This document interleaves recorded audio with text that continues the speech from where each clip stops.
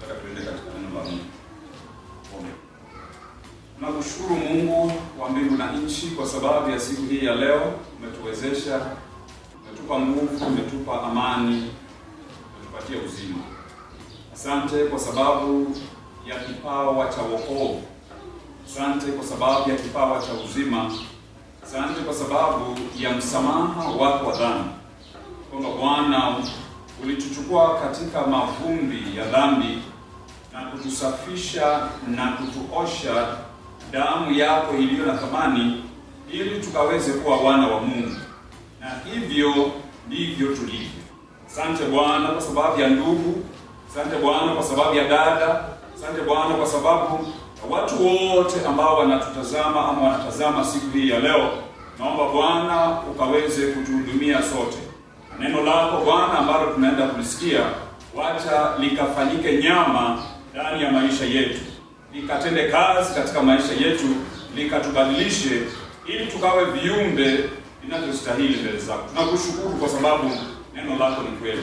Vitu vyote katika dunia vimekuwepo ama viko kwa sababu ya neno lako. Nasi Bwana tuko mahali hapa ili kwenda kulisikia. Pokea sifa tunapoanza, anza pamoja nasi na ukakamilishe pamoja nasi, kwa jina la Yesu Kristo Mwokozi, tuishie milele. Amen. Taenda kusoma katika kitabu cha Mwanzo 43 fungu la 11 mpaka la 15.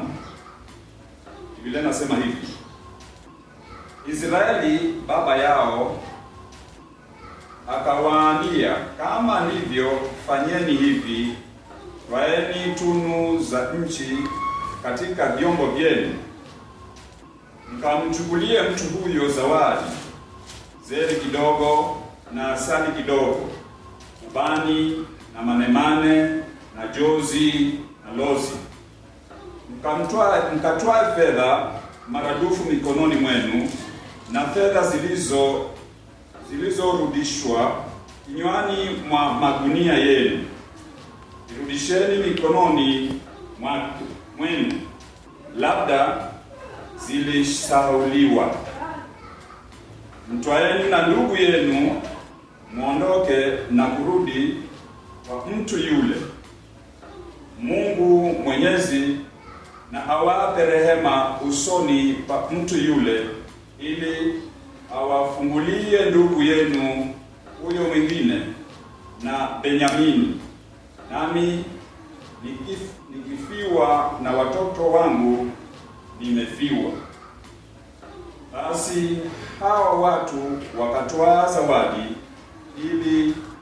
ile, wakatwaa na fedha maradufu mkononi mwao, na Benyamini wakaondoka, wakashuka mpaka Misri, wakasimama mbele ya Yusufu. Bwana Yesu asifiwe. Leo nataka nizungumze kuhusu ni kuachilia mambo ama kile kilicho muhimu katika maisha yako ili umpate Kristo. Kwa hivyo leo nataka nizungumzie habari ya Yakobo na jamii yake. Yakobo na jamii yake walipokaa pale nchi ya Misri, nchi ya Kanaani, walikaa kwa muda, na baada ya muda kulikuwa na njaa. Na wakati huu wa njaa kulikuwa na shida nyingi, kulikuwa na matatizo mengi. Wakati huo Yosefu tayari alikuwa ameuzwa nchi ya Misri na hayuko pamoja na wao. Kwa hivyo wale ndugu zake wengine wako pale wakiwa wanakaa na yeye. So walipoendelea kukaa pale na njaa ilipoendelea, wakaamua ya kwamba waende Misri, maana wakati huo Misri kuna chakula. Kwa hivyo wakaamua kwamba waende Misri wakapata chakula ili wapate kutumia, wasije wakafa. Kwa hivyo wakazungumza na baba yao na wakaenda Misri. Walipoenda Misri wakanunua chakula lakini walipofika kule wakamkuta mtu mmoja ambaye hakujitambulisha. na alizungumza na wao kwa ukali, akawauliza maswali. Ninyi mnatoka wapi? Ninyi ni watu wa namna gani? Wengine ninyi ni majasusi, umekuja kuchunguza nchi yetu. Lakini wana wa Yakobo wakasema, sisi ni watu ambao tumetoka mbali Kanaani na tumekuja ili tupate chakula. Sisi si majasusi, sisi ni watu wa kweli. Lakini mtu huyo ambaye hakujitambulisha akazungumza nao kwa ukali, akawauliza, baba yenu bado yuko hai? Je, muko na ndugu yenu mwingine? Na wakajibu, kwa sababu kulingana na vile alipowauliza na ukali, walibidi wajibu. Walipojibu, baadaye walipewa chakula ama walinunua chakula na wakarudi nyumbani. Lakini walipokuwa wakirudi, mtu mmoja, ndugu yao mmoja akabakia Misri. Yule mtu alisema hivi, nataka muende huko nyumbani, maana mmesema mko na ndugu yenu. Nataka huyo ndugu yenu mumlete hapa, na huyu ambaye tutamweka hapa hatutamtoa mpaka ndugu yenu yule ambaye mmesema atakapokuja. Kwa hivyo ndugu yao mmoja akawekwa, akashikiliwa, akazuiwa, na wakaenda wakafika nyumbani, wakaeleza kile kimetendeka. Na hata pia walipokuwa wakienda, kuna kitu yule mtu alifanya, akaweka zile pesa zote ambazo walikuwa wamekuja nazo, akaziweka kwa gunia, na walipofika nyumbani wakaziona zile pesa. So wakawa na shaka, ni nini imetendeka? Kuna nini imetendeka hapa? Mbona hatuelewi? So walipokaa wakaendelea wakatumia ile chakula yote mpaka ikaisha. So ilipoisha, njaa ikaendelea. Njaa inaendelea kuwa mbaya. So wakitazama pale nyumbani hadi ilivyo, watoto vile wanapoteseka na watu vile wanapoumia na njaa, basi tena wale wandugu wakaenda kwa baba yao, wakaanza kuzungumza na baba yao, baba, angalia hadi vile ilivyo, si ni afadhali turudi tena tuende kule Misri tukapate tena chakula? So, wakati walipokuwa wakizungumza na baba yao, wakamwambia, basi yule mtu ambaye tulienda kule tukamuona, alituzungumzia kwa ukali, akatuuliza maswali, na alituambia tukiwa turudi na ndugu yetu huyu mdogo Benyamini. Wakati baba aliposikia maneno haya, moyo wake ukaumia sana, moyo wake ukawa na huzuni, moyo wake ukawa na majonzi, kwa sababu tayari mtoto wake mmoja Yosefu haonekani, na hata mtoto mwingine naye amezuiliwa. Sasa tena wanasema ampeleke Benyamini ambaye ndio alikuwa ni kama amebaki, ili kumridhisha, kumtuliza moyo Jacob. Aliposikia maneno haya, moyoni mwake akawa na uchungu mwingi, akawa na huzuni nyingi. Itakuwaje mambo haya?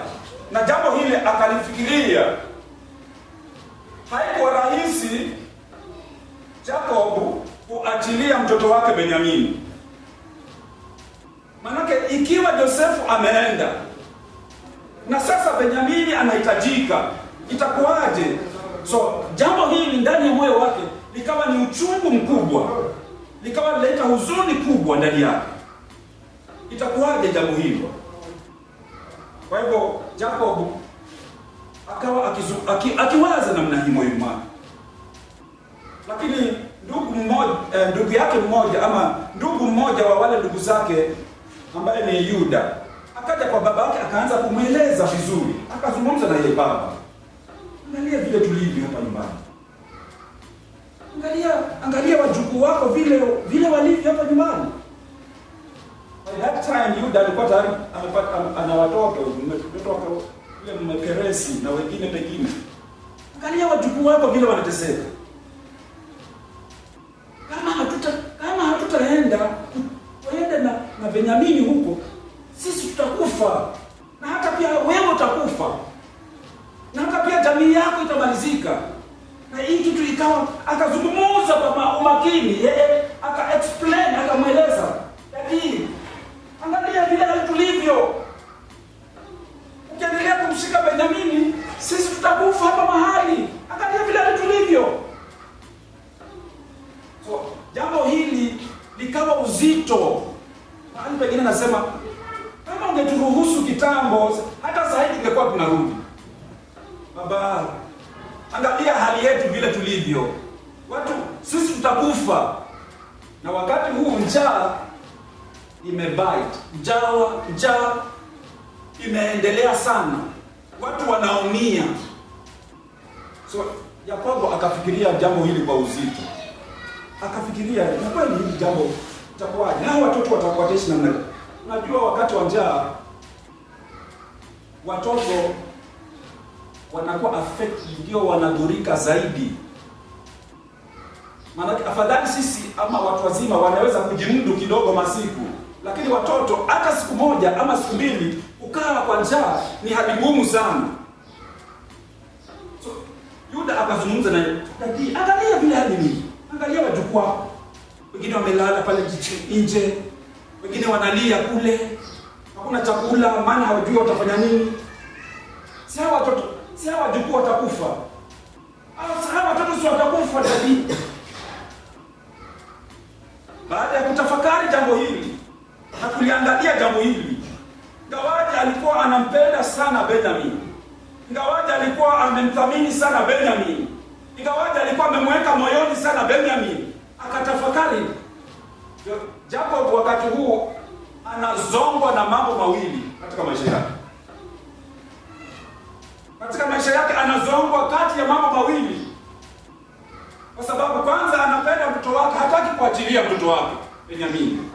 Lakini on the other hand, na huku nako anazongwa na njaa. Njaa inaendelea kumkula. Inaendelea kummaliza. Hawata maiga mtoto, nitafanya nini katika hii hali? Anasikiza maneno ya Yuda akimweleza, "Baba, angalia hali hivyo." Na hii likawa ni jambo zito sana katika maisha ya Yakobo. Hata wakati mwingine na sisi watu hufika viwango kama hivi. Tunafika viwango kama hivi ya kwamba mambo yametuzonga pande zote, hakuna mahali ambapo tunaweza kutoka. Hakuna wazo ambalo tunaweza kupata kutoka katika hali fulani. Na hii inakuwa ni shida katika maisha yetu. Inakuwa ni uzito ndani yetu. Nitafanyaje katika hali hii? Nitafanyaje katika hali hii? Watoto wangu watasomaje? Ile kazi zimefanya nini? Zimefungwa, kazi nyingine zimefungwa, kazi nyingine hata zimeachwa kabisa. Kazi nyingine hakuna kazi, mambo haya yamebadilika. Hadi kama hii itaifanyaje mimi? Ndio nasema, nitapata wapi kazi? Siku moja nikaenda kwa nyumba moja, na huyu mama ana stress. Kazi, nataka kazi, ana-apply wapi? Ana-apply wapi? Ana-apply na wapi? Ana-apply kila mahali, ana-apply. Anatafuta kazi. Hapo na stress. Kwa nyumba hakukaliki, maana sasa kazi hakuna.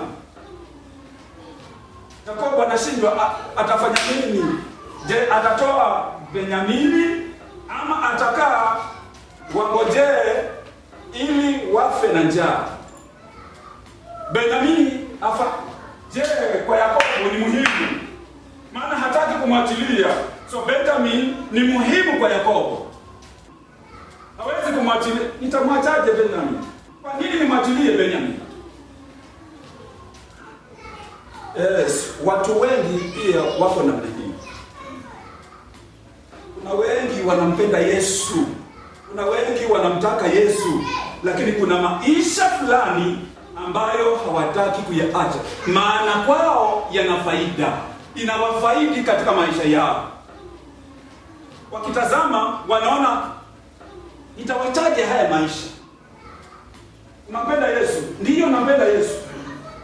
Na mbona umfuati? Hata hana la kujibu, kwa sababu kuna maisha aina fulani ambayo anapenda, ambayo anamfaidi, hawezi kuacha. Kuna watu jinsi hii wanaishi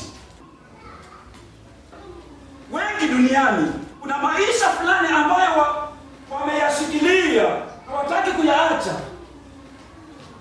Ndiyo Yesu wanampenda, ndiyo Mungu anampenda, lakini pia maisha yale ambayo wanaona kwao ni muhimu hawataki kuyaachilia. Kwa nini hawataki kuyaachilia? Maana wanaona watapoteza katika maisha yao. Wanaona wakiachilia, kukosa kuishi maisha haya watapoteza. Kwa hivyo Yesu wanampenda, wanaweza kumwimbia, hata kumtolea sadaka, hata kumfanyia kila kitu, lakini maisha yao bado wanataka waishi vile watakavyo, vile wanavyoona. Yakobo atamwachilia Benyamini, maana Benyamini yuko mahali pale, lakini hata huku nako kuna njaa. Benyamini, Yakobo ataenda upande gani? Atasimama wapi? Akiendelea kumshikilia Benyamini, watakufa. Lakini akimwachilia Benyamini, wataishi. Lakini haya mawazo hakuna kwa Yakobo. Maana wakienda watapata chakula na wakirudi wataishi. Lakini Benjamin anafikiriaje? Jacob anafikiriaje? Huyu akienda hata na yeye pengine atakufa. Ndio anasemaje? Kama ni kufiwa na watoto na nifiwe. Maana anajua kwamba pengine Benjamin hatarudi. Na hivi ndivyo mawazo ya watu wengi. Maisha haya naona nikiawacha, naona mimi sitaishi vizuri. Maana mawazo yake yanamwambia namna hii. Bwana Yesu asifiwe. Wengine wana mawazo ya mtu wa zamani. Unajua mtu wa zamani, mtu yule ambaye hajabadilishwa, mtu yule ambaye hajageuzwa, bado hayo maisha yanafanya kazi. Yuko, lakini bado kuna maisha ya mtu wa zamani, na huyo mtu wa zamani anavyofikiria. Nikiishi namna hii nitakaa vizuri. Ndio sababu watu wengi wanampenda Yesu, lakini bado wanaishi na ujanja kanisani. Wanaishi na ujanja katika maisha yao. Wako na jamii zao, lakini wanaishi na ujanja. Anadanganya mke wake. Anadanganya bwanake. Kwa nini anadanganya? Maana anafikiria anapofanya vile atafanikiwa. Maana anapofikiria anapofanya vile atapata faida. Na ndio haya maisha ndio Yesu anampenda, lakini haya maisha hataki kuyaacha. Maisha ya nani? Ya mtu wa zamani. Paulo anasema hivi: mtu wa tabia ya asili hayawezi kuyapokea. Yapokea nini? Mafundisho ya Kristo. Mtu wa tabia ya asili, huyu mtu wa tabia ya asili hawezi kuyapokea. Kwa hivyo bado mawazo ni ya mtu aliyekufa. Maana mtu ambaye hajapokea Yesu Kristo, huyu ni mtu anahesabiwa ni mtu wa zamani, na hawezi kupokea neno la Mungu. Listen, mwili unaweza kuja kanisani, lakini ndani ya huyu mtu bado ni mtu wa zamani. Maana hayapokei maneno ya Mungu, maana hayapokei mafundisho ya Mungu, maana hayapokei injili ya Yesu Kristo, ikabadilisha maisha yake, ikaleta wokovu ndani yake. Bwana Yesu asifiwe. Mtu wa zamani. Wacha nisome hapo Wakorintho wa kwanza 2:14. Sikiza vile Paulo anasema. Anasemaje? Basi mwanadamu wa tabia ya asili hayapokei mambo ya roho. Mwanadamu wa tabia ya asili hayapokei mambo ya roho. Hawezi kuyapokea. Na maneno tunayoyasikia ya Yesu Kristo, yeye mwenyewe alisemaje? Maneno mnayoyasikia ni roho na ni uzima. Kwa hivyo hatuwezi kuyapokea ya Kristo. Kwa sababu gani? Kwa sababu ya asili. Asili ni yule mtu wa zamani asiyegeuka. Mwili unaweza kuja kanisani, lakini huyu mtu bado ni wa asili. Maana hayapokei mpaka sasa. inawezekanaje inawezekanaje mtu kutakasika kabisa? Yaani kuwa mtakatifu kabisa. Mtakatifu kabisa? Hii maneno ni uongo. Dunia hii nani anaweza kuwa mtakatifu? Dunia hii nani anaweza kuwa mwenye haki? Wanapowaza namna hii, they cannot believe the word of Jesus Christ. Hawezi kuamini injili ya Yesu Kristo ambayo inaleta msamaha ndani ya watu, ambayo inaleta nguvu ndani ya watu. Mtu mmoja anasemaje? Siionei haya injili ya Kristo, maana ni nguvu iletayo wokovu. Injili ya Kristo inaleta wokovu ndani ya maisha ya mtu. Kwa hivyo anasema siionei haya, maana ni injili inayoleta kwa yule aaminiye. Wanaweza kukaa hapa mili, wanaweza kwenda kanisani mili, lakini hawayaamini maneno ya Yesu Kristo. Na ndio sababu huyu ni mtu wa asili. Mtu wa asili si hichi kiwiliwili. Mtu wa asili yuko hapo ndani, bado anafanya kazi, bado anawaza. Ndio sababu anadanganya. Ndio sababu anachukua, anakopa na halipi. Yesu hafundishi hivyo. Ndio anachukua, halipi. Ndio hapa amezungumza hivi na hapa anazungumza hivi. Hapa anamwambia hivi na hapa anasema hivi. Kwa bibi yake anasema hivi na huko anasema hivi. Kanisani yuko hivi na huko duniani yuko hivi. Maana mtu wa asili hayapokei ya Kristo hata ikizungumzwa miaka. Bwana Yesu asifiwe. Huyu ni mtu wa zamani. Mahali pengine anasema basi, Paulo anawaambia basi mvueni mtu wa kale. Mvueni mtu wa kale. Bwana Yesu asifiwe. Leo nasema mama, vua mtu wa kale. Umekaa miaka mingapi hapo kanisani? Lakini bado uongo uko nao. Unadanganya watumishi wa Mungu. Unadanganya wenzako katika vikundi vya wamama. Unadanganya watumishi wa Mungu. Unadanganya hata watoto wako. Kwa sababu gani? Maana mtu wa kale bado yuko ndani.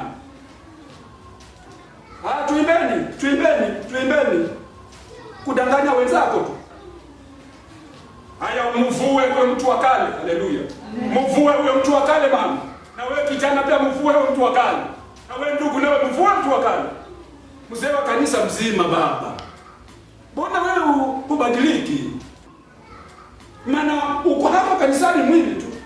Lakini ndani mtu wa zamani huja mvua. John twende kwa maombi. Na wewe mwenyewe huji. John tufunge. Na wewe mwenyewe huji. Haleluya. Amen. Mvue mtu wa kale. Msichana vua mtu wa kale. Wewe ndio unasumbua hiyo kwaya. Hiyo president wewe ndio unasumbua. Maana hujavua mtu wa kale. Unaimba vizuri na sauti nzuri, lakini bado mtu wa kale yuko ndani yako. Na ndio sababu unasumbua hiyo kwaya. Kwaya haiendelee, maana maisha yako yanazuia Mungu kufanya kazi katika hiyo kwaya.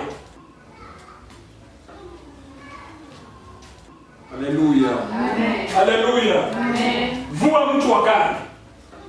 Paulo anasema hivi. Mahali pengine anasema wacha tusome Warumi 6:6. Sikiza vile Paulo anasema. Mkijua neno hili ya kuwa utu wetu wa kale ulisulubiwa pamoja naye, ili mwili wa dhambi uthibitike, usitumikie dhambi tena.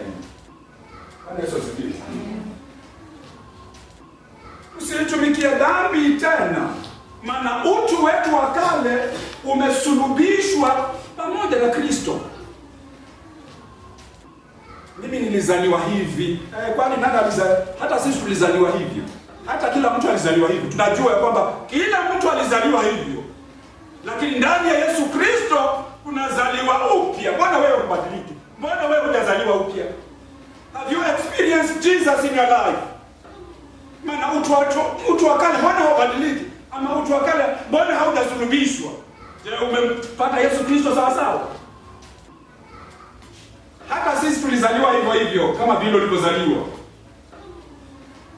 Haleluya. Kwa hivyo tukizaliwa na mwili, lakini tunazaliwa tena na roho. Maana ndani ya Yesu Kristo tunazaliwa upya. Tunaishi maisha mapya ndani ya Yesu Kristo. Na ni yeye ndiye anayetutia nguvu. Haleluya. Haleluya. Hayo ni maisha ambayo Yesu Kristo anatupa na tunamwishia. Maana baada ya kishasulubishwa ndio mtu wa zamani. Basi kila Yesu atakachozungumza, wasikia Yesu. Amen. Wasikia Yesu tu. Yeye ni mtu wa zamani anazungumza, lakini wewe wasikia Yesu tu. Umfuata Yesu tu. Ndugu, nafasi hii Mungu anataka akusaidie. Yakobo asipoachilia Benjamini atakufa njaa. Usipokubali kuachilia hayo maisha na kumpatia Yesu Kristo, utaangamia. Nitaangamia. Mtumishi, utaangamia. Maana maisha hayo ni maisha ya mtu wa zamani. Zilipoletwa pesa za kusaidia wamama, za kusaidia watoto yatima, huko kanisani kwako, mtumishi, ulizifanyaje? Ni nani aliyekufundisha uende ukajenge nyumba yako na kuacha hao mayatima na kuacha hao watoto kuteseka? Nani huyo aliyekufundisha? Nani huyo ambaye anafundisha watu namna hiyo? Maana huyu ni mtu gani? Huyu ni mtu yule wa zamani. Na maisha haya watu hawapendi kuacha. Hata wakiwa wanampenda Kristo, lakini haya maisha pia wanapenda kuishi. Maana kwao wanaona ni faida. Inawafaidi sana. Jacob, Benjamin ni wa faida kubwa katika maisha yao. Hawezi kumwachilia. Lakini mahali tuliposoma 43:11 tunasikia Yakobo anazungumza, anaambia watoto wake, haya, nimesikia maneno haya, sasa chukueni vitu mikononi mwenu na mchukue ndugu yenu Benjamini na mwende naye huko na mkakutane na yule mtu. Kama watakufa watoto wangu wafe, kama nikufiwa nifiwe mimi, lakini chukueni Benjamini, chukueni mwende na yeye, muondoke, mwende murudi kwa yule mtu. Iwapo Mungu Mwenyezi atawatakia rehema mbele yake, nendeni. Basi wakachukua na zawadi, wakachukua asali, wakachukua na vitu vingine, na wakaondoka pamoja na Benjamini. Hata wakichukua hivi vitu vyote, hivi si vitu nyingi, maana kule wako agizwa hivi vitu, waliagizwa Benjamini. Mungu anataka nafsi yako, hataki pesa sana, hataki hizo zawadi zako sana, anataka nafsi yako. Nafsi ndio anaitaka. Hataki hiyo huduma yako sana, maana huduma anajua ni yake. Anataka wewe nafsi yako, mama. Mtumishi mmoja akaniambia, mimi hata kama naishi hivi na naishi hivi, kuna vile Mungu ananitumia. So what? Maana hata wengi walitumiwa na Mungu. Mungu anataka wewe, alikuokoa si kwa sababu ya utumishi tu. Alikuokoa ili uwe na yeye pale mahali atakapokwenda. Hilo ndilo lengo. Utumishi anatupa baadaye, lakini kitu cha muhimu, nafsi yako, roho yako, hiyo ndo anaitaka. Mimi baada ya kutumika, wewe baada ya kutumika, baada ya kuamini, nafsi yetu ndio anaitaka.